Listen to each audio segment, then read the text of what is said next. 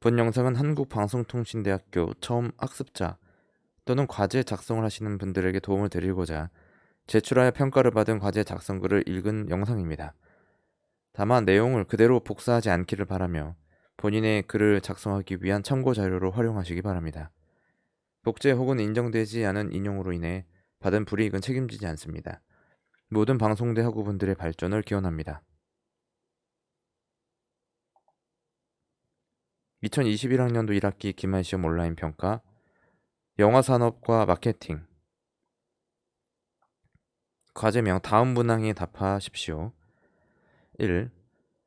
상품으로서의 영화의 특성 5가지를 자세히 설명하시오. 10점. 첫째, 정보제이자 경험제인 영화는 고위험 산업인 동시에 고수익 산업이기도 하다.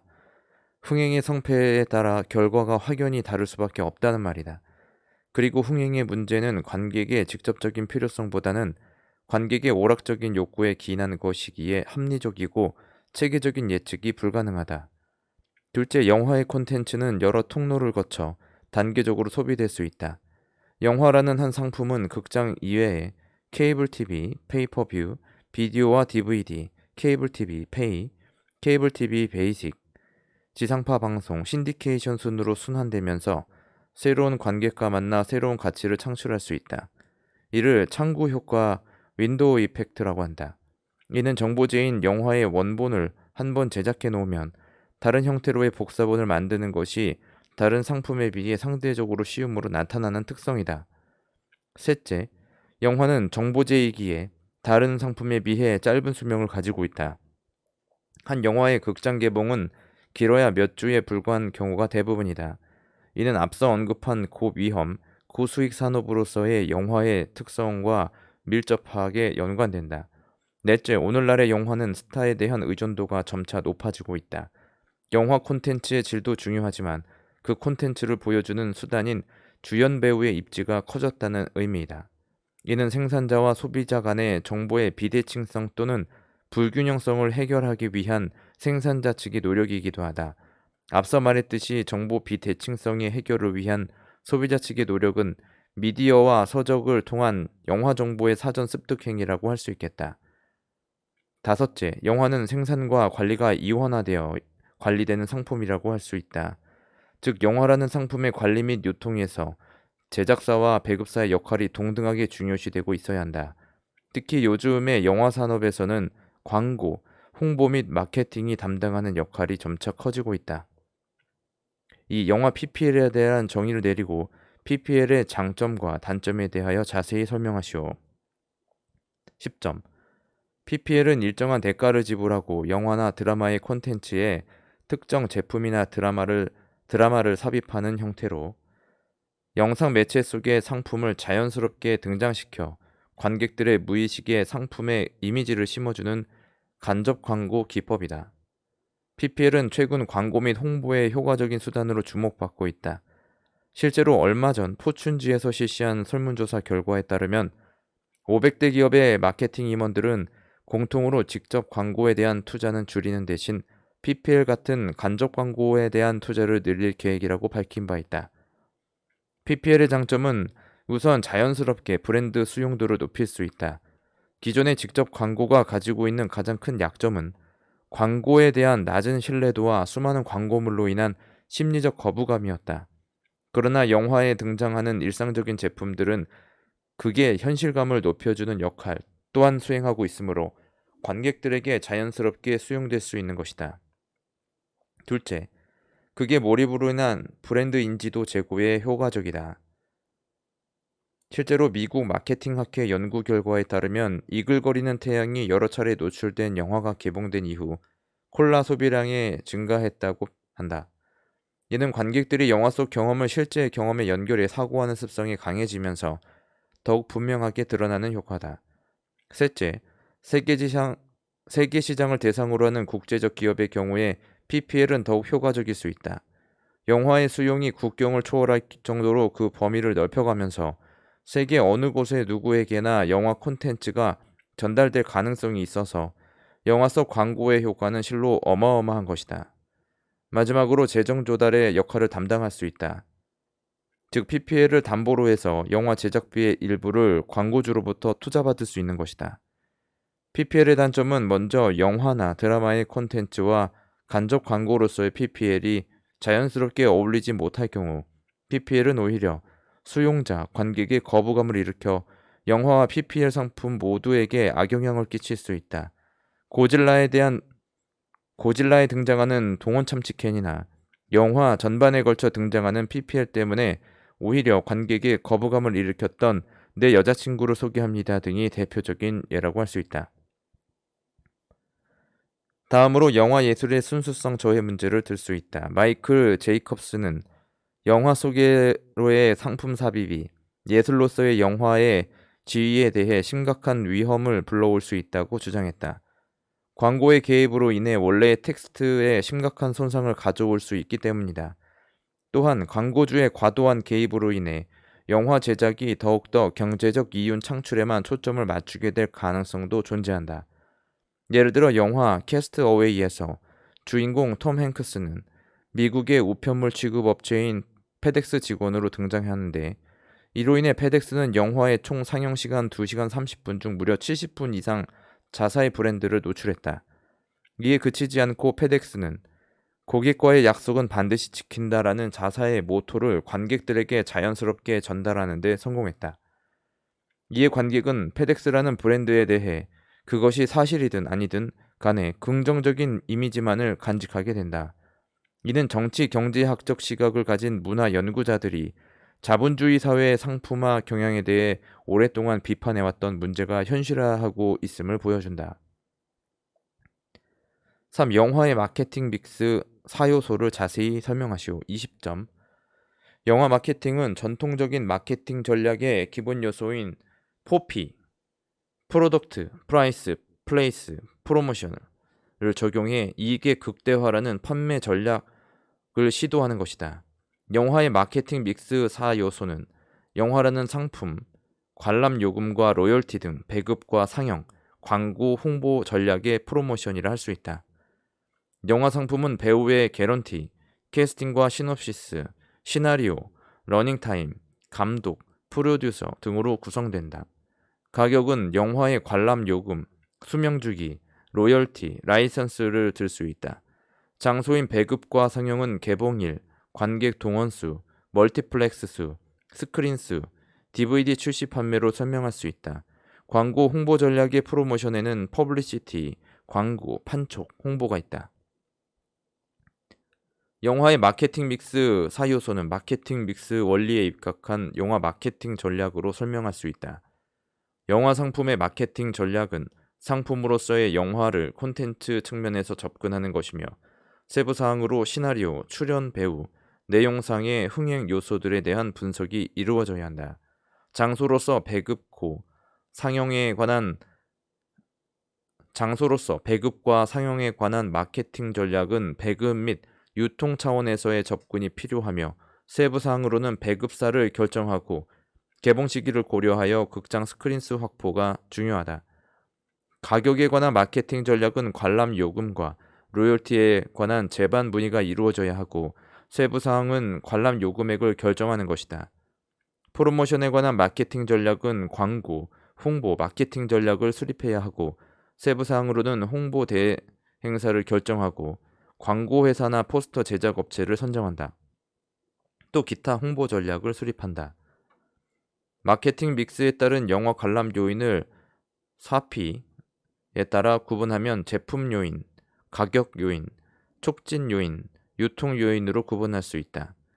제품 요인의 세부 항목에는 영화의 선호 장르와 영화 흥행 장르, 유명 배우의 유무, 특정 감독에 대한 선호와 신뢰, 영화 상품에 접근 가능한 관객의 범위를 제한하는 등급이 있다. 가격 요인은 영화 관람료가 될 것이며 할인이나 주중 요금과 주말 요금 등 관람 시간에 따라 요금의 차이가 선택의 요인이 된다. 촉진 요인의 세부 항목에는 입소문 전달자의 신뢰와 친밀성으로 인한 구전, 비평가의 전문성에 영향을 받은 비평, 영화 홍보사의 직접 홍보를 통한 광고 효과, 영화에 관심을 유도하기 위한 예고편을 들 수 있다. 유통 요인의 세부 항목에는 개봉관 수와 영화관에 시설이 있다. 개봉관 수는 영화 상품의 접근성을 제한할 수 있고 시설은 영화관의 고급성과 주차 편의시설을 고려하는 것이다. 이러한 마케팅 믹스 요소를 토대로 영화 흥행에 성공적인 전략을 돌출시키기 위해서는 무엇보다도 기획 개발 단계와 영화 제작 단계에서 마케팅 콘셉트를 전략을 도입, 시도해야 한다. 영화 흥행을 위한 마케팅 믹스 차원에서 영화의 화제성과 관객 어필도의 예측에 따라 최소한의 윈도우 기간에 최대의 흥행 수입을 올리는 마케팅 개봉 전략을 어떻게 세우느냐의 문제는 전략적인 계획을 통해 전개된다. 4. 영화의 흥행을 성공시킬 수 있는 요인들을 자세히 설명하시오. 20점. 영화의 흥행을 성공시킬 수 있는 요인은 크게 영화의 구조적 요인과 영화의 내적 요인으로 구분할 수 있다. 영화의 구조적 요인은 스크린 수, 개봉 시기 및 상영 기간, 배급 등을 들 수 있고 영화의 내적 요인은 스타 파워와 감독 파워가 있다. 영화의 구조적 요인은 스크린 수는 하나의 영화에 관객이 노출될 수 있는 확률을 증가시키기 때문에 잠재적으로 한 영화가 모을 수 있는 시장의 크기를 사실상 결정한다고 볼 수 있다. 인터넷과 같이 상시 접속할 수 있는 미디어와는 달리 상영하고 있는 스크린 수의 수가 부족할 경우 수요가 있어도 그것이 소비로 연결되지 못하기 때문이다. 우리나라는 멀티플렉스의 확산으로 인해 극장 수 대비 스크린 수 증가율은 2001년부터 2004년까지 꾸준히 늘었고 이에 따라 극장의 관객 수도 꾸준히 증가했다. 영화의 구조적 요인인 개봉 시기 및 상영 기간은 영화의 흥행을 점치는 큰 요소이다. 대개 영화는 성수기 시즌에 몰린다. 즉 성수기 시즌에 개봉 일시를 잡을 수 있는가가 중요하다. 성수기에 개봉 영화들이 몰리는 이유는 여름 혹은 겨울 방학을 맞아 극장을 찾는 관객의 수가 많아지는 것 이외에도 영화적 이벤트의 속성에서도 찾을 수 있다. 즉 여름과 겨울의 양대 성수기에는 막대한 제작비를 들인 블록버스터 영화들이, 겨울에는 크리스마스와 연말의 분위기를 내는 로맨스 혹은 미국의 경우 아카데미 시즌을 노리고 예술적인 영화들이 주로 개봉된다. 영화 흥행의 구조적인 요인 중 또 다른 하나는 배급사의 힘이다. 헐리우드의 메이저 스튜디오들이 제작뿐만이 아닌 배급에 있어서 자신의 영화를 극장에 유통할 수 있는 능력을 갖추고 있듯이 한국에서도 영화를 시장에서 유통할 능력 있는 메이저 회사들이 존재하고 이러한 메이저의 전문성을 활용할 수 있다는 면에서 우리나라 영화 시장 및 마케팅 부분에서는 대형 배급사의 출연과 활용은 효율적이라고 보고 있다. 배급사는 수요의 불확실성과 불예측성이 큰 영화 산업에서 정보의 매개자 역할을 함으로써 그 불확실성을 줄일 수 있는 역할을 한다. 배급사의 업무 또한 제조업과 마찬가지로 조직의 학습 효과가 생산성에 영향을 미치는 것으로 추정된다. 영화의 흥행을 성공시킬 수 있는 내적 요인에는 스타 파워가 있다. 2008년 최대 흥행작인 추격자는 몇 번이고 투자에 실패하기도 했는데 두 주연이 흥행 배우가 아니라는 점 때문이었다. 투자자로서는 자신들의 자본이 들어간 만큼 영화의 흥행을 보장할 수 있는 요소가 존재해야 하고 이러한 흥행이 보장되는 큰 요소를 스타 배우의 파워로 본다. 최근 들어 제작비가 급격하게 상승하게 된 것은 빠르게 증가한 배우들의 개런티 때문이라는 목소리가 설득력을 얻고 있다. 투입된 자본의 양이 대중이 선택을 좌우한다는 것은 영화의 예술적인 면보다 상품으로서의 측면이 강조된 논리이다. 상대적으로 제작비 규모가 큰 영화들만 봐도 제작비가 영화의 관객 동원에 끼친 영향이 크다는 분석이 나온다. 영화의 흥행을 성공시킬 수 있는 내적 요인으로 감독의 파워가 있다. 최근 한국 영화 산업에서 신인 감독들의 선전이 두드러지고 있다. 영화 제작이 감독 위주에서 프로듀서 위주로 재편되면서 몸값이 비싼 중진 감독보다는 신인 감독을 기용, 영화를 제작하는 경향이 증가하고 있기 때문이다. 그러나 이러한 사례는 매우 드문 현상이다. 즉 대규모 예산이 투입된 영화의 경우 작품 경력이 더 많은 감독이 관객 동원을 더 많이 하고 있음은 부정할 수 없는 사실이다. 한국의 대표적인 스타 감독은 투캅스, 실미도, 강철중의 강호석 감독, 쉬리, 태극기 휘날리며의 강재규 감독, 올드보이, 친절한 금자씨의 박찬욱 감독, 살인의 추억, 괴물의 봉준호 감독을 들 수 있다. 5. 해외 영화 헝거게임, 모킹제이가 우리나라에서 흥행에 실패한 이유를 자세히 설명하시오. 10점. 헝거게임 모킹제이는 우리나라에서 26일 동안 개봉되었지만 관객 85만 3천 명을 모으는데 그쳤고 매출은 64억 원을 얻는데 불과했다. 인터스텔라가 우리나라에서 1천만 명을 모을 사이에 헝거게임 모킹제이는 100만 명도 채 모으지 못했다는 점은 주목해야 할 대목이다. 헝거게임 모킹제이의 원전은 미국의 작가 수잔 콜린스가 펴낸 시리즈 소설로서 헝거게임, 캐칭 파이어, 모킹제이의 3부작 중 마지막 작품을 토대로 한 것이다. 미국 시장을 비롯한 북미 지역에서는 소설로서 먼저 큰 호응을 얻었는데 특히 청소년들의 많은 인기를 받았다. 원래 수잔 콜린스는 이 헝거게임 시리즈 소설을 청소년 판타지 문학의 장르로서 청소년층을 겨냥하여 집필하였으며 작가의 예상대로 청소년들에게 호평을 받았고 이것이 그대로 영화의 인기로 연결되었다고 볼 수 있다. 그러나 국내에서는 일단 소설이 잘 소개되지 않았고 영화의 내용 또한 우리나라 젊은 층에서 좋은 평가를 받지 못하다 보니 영화 자체에 대한 평 또한 좋지 않았다.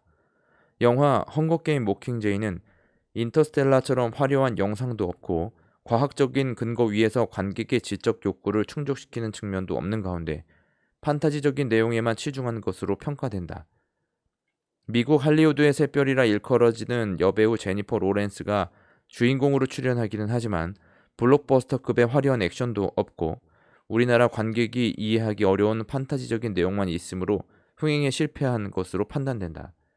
헝거게임 모킹제이는 미국에서 흥행에 성공한 영화가 한국에서는 실패할 수 있다는 것을 보여주는 대표적인 사례이다. 지금까지 2021학년도 1학기 기말시험 온라인 평가 영화산업과 마케팅이었습니다.